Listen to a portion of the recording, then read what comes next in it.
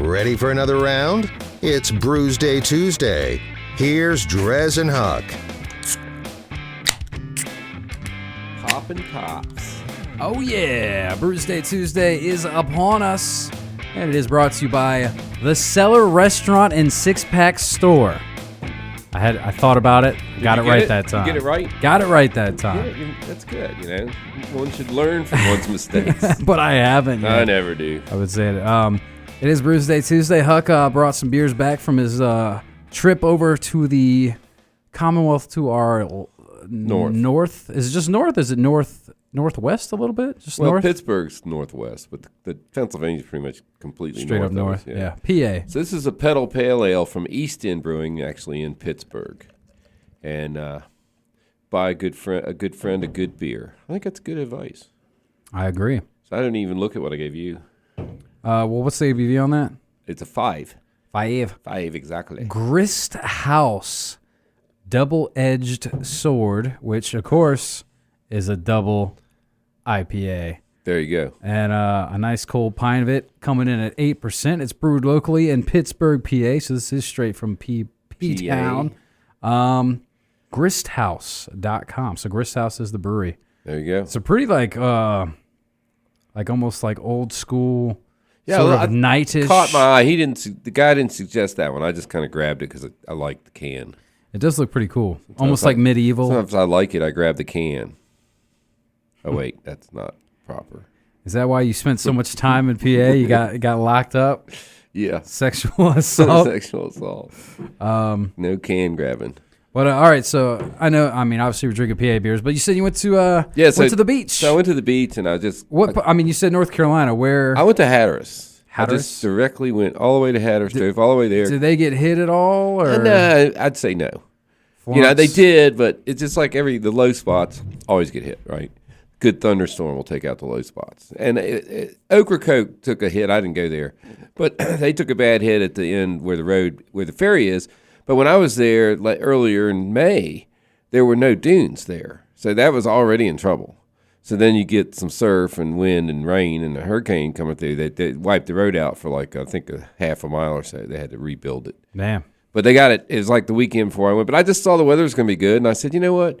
I go down there and I'm always doing something. And then I don't get to really relax on the beach. I said, I'm going to go down there and relax on the beach. So I drove out. I got up at sunrise. I got there Tuesday. And on Wednesday morning, I got up at sunrise, exactly. And I didn't even have coffee or anything. I just went right out on the beach. And had a beer. And no, had my good morning nightcap. So it was a little bourbon. Oh, nice. And I took some pictures and I hung out there. It was low tide, like it's 7:30. I got there at 7. I stayed about 8:15 or so trying to look for shells and just kind of hanging out. And then I went back and took a nap. Yeah. And then I got up, took a shower, got some lunch, got a packed lunch. And I headed back out on the beach with my beer. So you just did the beach the whole time? And I stayed the whole day. I stayed out there the whole day and watched all the way to high tide. Had to move my car like 6 times. I got completely stuck. Here's the thing. Don't be a clown. Air down. Okay, so when you go to the beach, you let the air out of your tires a little bit. So this guy in a truck, there's 2 trucks in front of me, and the front truck goes in. And I know better, so I wait a minute. The second truck goes in, and they got about 100 feet on me. So I take off. Well, as soon as I come into the thick stuff and start curving to the right to go out to the point, the front truck goes down. And he's 2-wheel drive. 2-wheel drive, not air down. Yeah. So the guy in front of me... You're done for. The guy in front of me didn't make a decision. So I swerved left and gunned it. Then he pulled out on me. So I had to stop. So I'm in the thickest part between the ruts, stopped. So I get out and I look and I'm like, yeah. So I was going. I'm air down. I have these things automatic because I'm a lazy old man. You put them on, they air down to 20. So I take it down to about 15, all 4. It takes a while, Get back in, nada.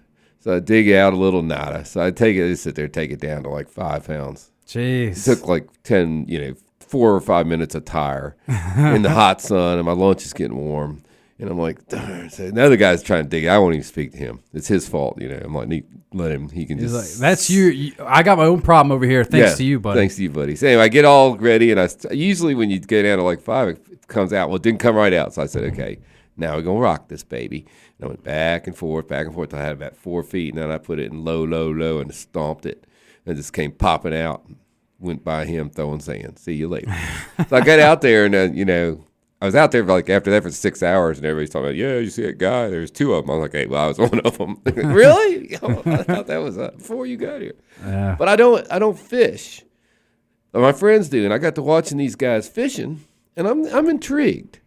If I catch some, I'm just going to give it away or throw it back. I don't think I've ever fished saltwater. I fish in the lake here all the time, or not even really anymore, but I used to. But I've never done any deep sea or how do they fish? On the beach? Yeah, on the beach. So my dad used to do it, and he tried to teach us. We didn't really care that much. He was into it. That's why I know about nags that we always went as kids. But it's pretty simple. You have a nice reel. Apparently, you can spend like $10,000 on one, but you probably for $150, $50 for a pole, cheap one and a reel, $200, $300 you can be in on this. So the hooks are, like the size of your finger, crooked. And then they have a big giant, like triangular weight. It looks like it weighs like a pound. I don't know what it weighs. And that hangs, it's like there's a lead on it. And then that hangs out. So then they take a fish, like a little fish, and they cut it in two, and they put like the head or the back part on there.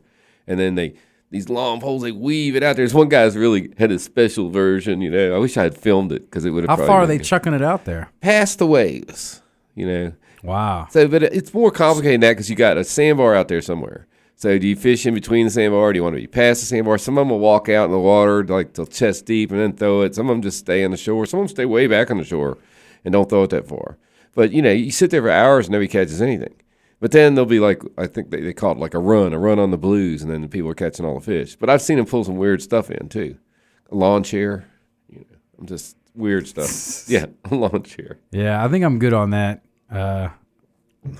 Yeah, it looks like fun a little bit, but they do wait a long time. Nobody catches a lot of stuff. But there's a whole, like there's one guy comes up and he's got on like all LL Bean clothes and special shirt and hat. Trying too hard, dog. A little bait thing on his side, Like a belt buckle, or I mean, fanny pack, like a fanny pack of bait. Yeah, it's like.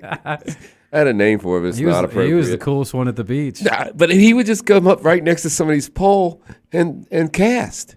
And then people like the woman was sitting next to me, she goes, I'm going to go kick his butt. He's on my boyfriend's, he said, put my boyfriend's line. I'm going to go kick his butt. I'm going to tell him the boyfriend's like, it's fine, it's fine. Oh, so they're casting out and leaving it? Well, no, everybody has, you have the pipe. You put them in like a PVC pipe, or you can get a fancy aluminum one, but for $5 piece of PVC pipe, you cut an angle on the end, stick it in the sand. Yeah. And then you stick your pole in there, and all the poles are like moving. So are you sitting like at it and casting and like, yeah, you sit in a lawn chair. Most people have an easy up. That's what I'm saying. It's kind of a social thing too. It's kind of like tailgating. Everybody's got beer.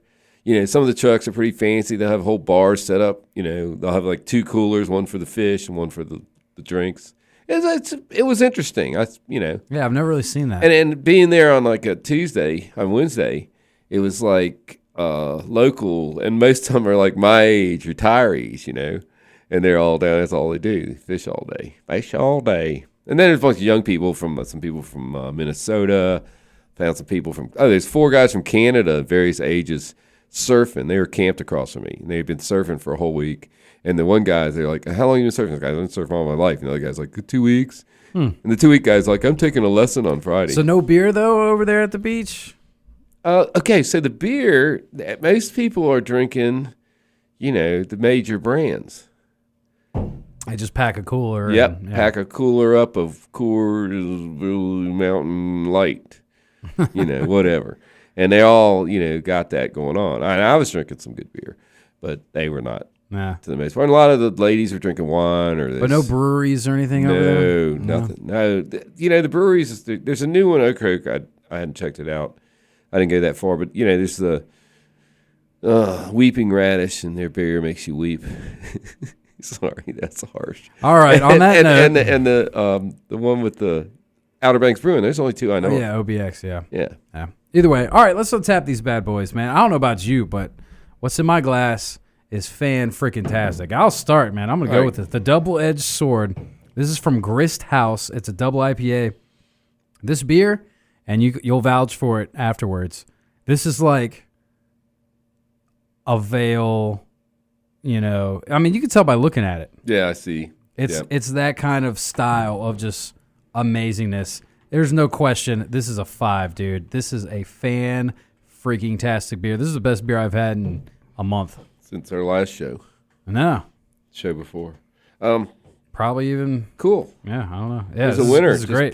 Just pick the can. Chicken dinner, dude. You got lucky with this one. So this one, this is the Pedal Pale Ale, and it's one of it's got the special can we like. Slap-on label. I noticed Doesn't that. quite match up.